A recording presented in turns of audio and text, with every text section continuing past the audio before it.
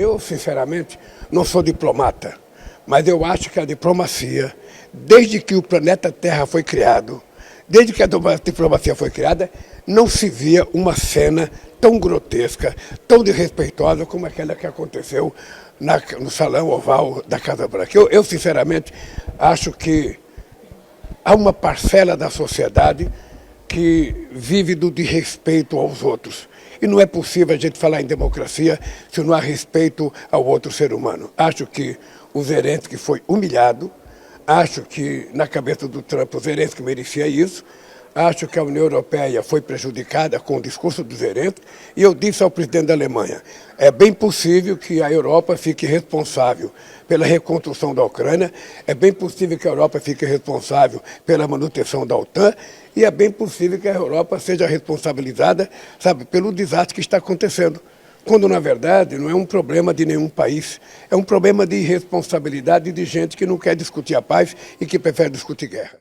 Sobre a questão do Zelensky, eu, sinceramente, não sou diplomata, mas eu acho que a diplomacia, desde que o planeta Terra foi criado, desde que a diplomacia foi criada, não se via uma cena tão grotesca, tão desrespeitosa como aquela que aconteceu no Salão Oval da Casa Branca. Eu, sinceramente, acho que há uma parcela da sociedade que vive do desrespeito aos outros.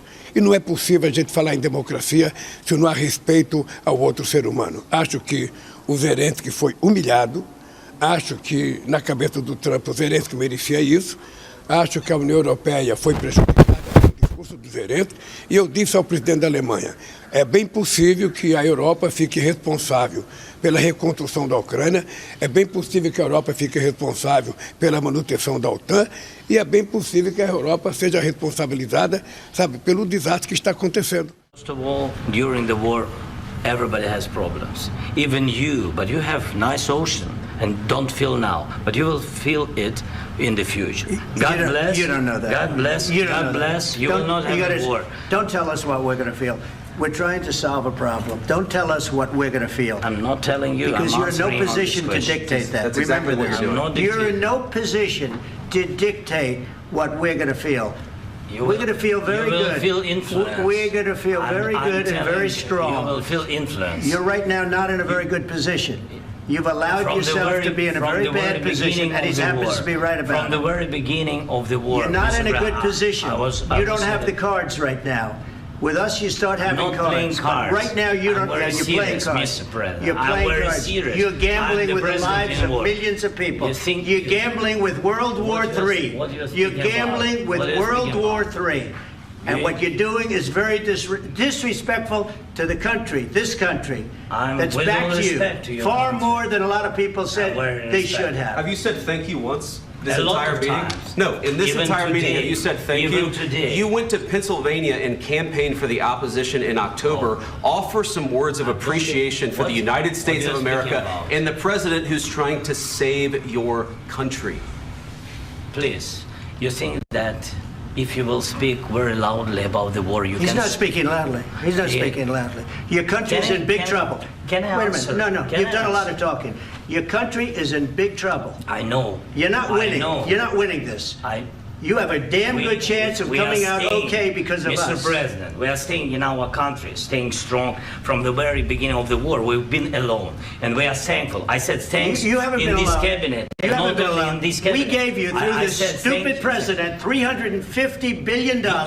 We gave you military equipment, and your men are brave, but they had to use our military. If you didn't have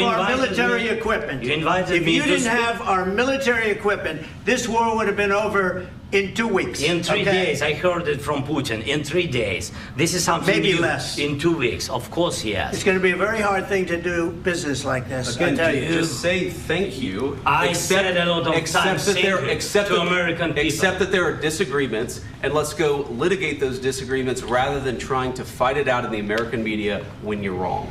We know that you're wrong. But you see, I think it's good for the American people to see what's going on. I understand, sir. I think it's very important. That's why I kept this going so long.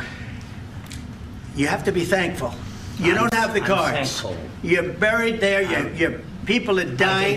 You're running low on soldiers. Listen, you're running low on soldiers. It would be a damn good thing. Mr. And then you tell us, I don't want a ceasefire. I don't want a ceasefire. I want to go, and I want this. Look, if you could get a ceasefire right now, I tell you, you take it so the bullets stop flying and your men stop getting killed. Of course, we want to stop the war. But you're saying you don't want a ceasefire. But I said to you, I want a ceasefire. With guarantees. Because you'll get a ceasefire faster than an agreement. Ask our people about ceasefire, what they think. That wasn't with me. For you what, that wasn't with me. That was with a guy named Biden, who was not a smart person. That was with Obama. It was your president. Excuse me. That was with Obama, who gave you sheets, and I gave you javelins. Yes. I gave you the javelins to take out all those tanks. Obama gave you sheets. In fact, the statement is Obama gave sheets and Trump gave javelins. You got to be more thankful, because let me tell you, you don't have the cards. With us, you have the cards. But without us, you don't have any cards. One more question to Mr. Vice President. I'm sorry. It's going to be a tough deal to make, because the attitudes have to change. What if Russia breaks? Antes de iniciar a leitura do relatório, eu gostaria de lembrar a importância histórica da data de hoje.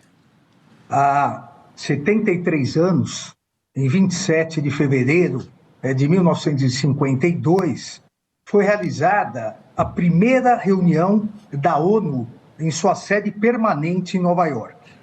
Após quase 7 anos da reunião inaugural da ONU, que todos nós sabemos foi em 24 de outubro de 1945, a ONU conseguia a sua casa própria, que hoje abriga 193 Estados-membros e 2 Estados observadores, que permanecem com o mesmo ideário daquela época de criação da ONU e de instalação da sua casa própria.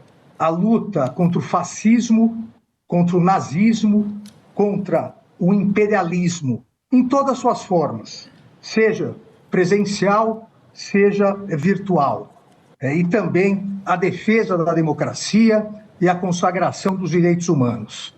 Objetivos esses, presidente, objetivos almejados por todos os 193 Estados-membros, sem discriminação, sem coação ou sem hierarquia entre Estados, com respeito à autodeterminação dos povos e igualdade entre os países, como proclamado, inclusive, pelo artigo 4º da nossa Constituição Federal e bem lembrado hoje em mensagem do ministro Flávio Dino, a quem agradeço e digo que será um grande prazer conhecer a belíssima Carolina do Maranhão, Carolina do Estado do Maranhão, que Sua Excelência tão bem governou por 2 mandatos.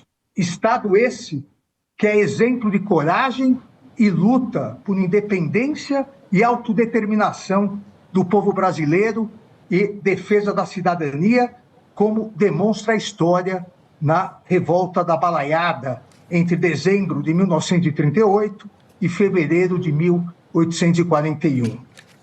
Presidente, nesses 73 anos de inauguração da sede oficial da ONU, é importante que todos nós reafirmemos nossos compromissos com a defesa da democracia, dos direitos humanos, da igualdade entre as nações e nosso juramento integral de defesa da Constituição brasileira e pela soberania do Brasil, pela independência do Poder Judiciário e pela cidadania de todos os brasileiros e brasileiras, pois deixamos de ser colônia em 7 de setembro de 1822 e com coragem estamos construindo uma república independente e cada vez melhor, uma república independente e democrática com a Constituição de 1988.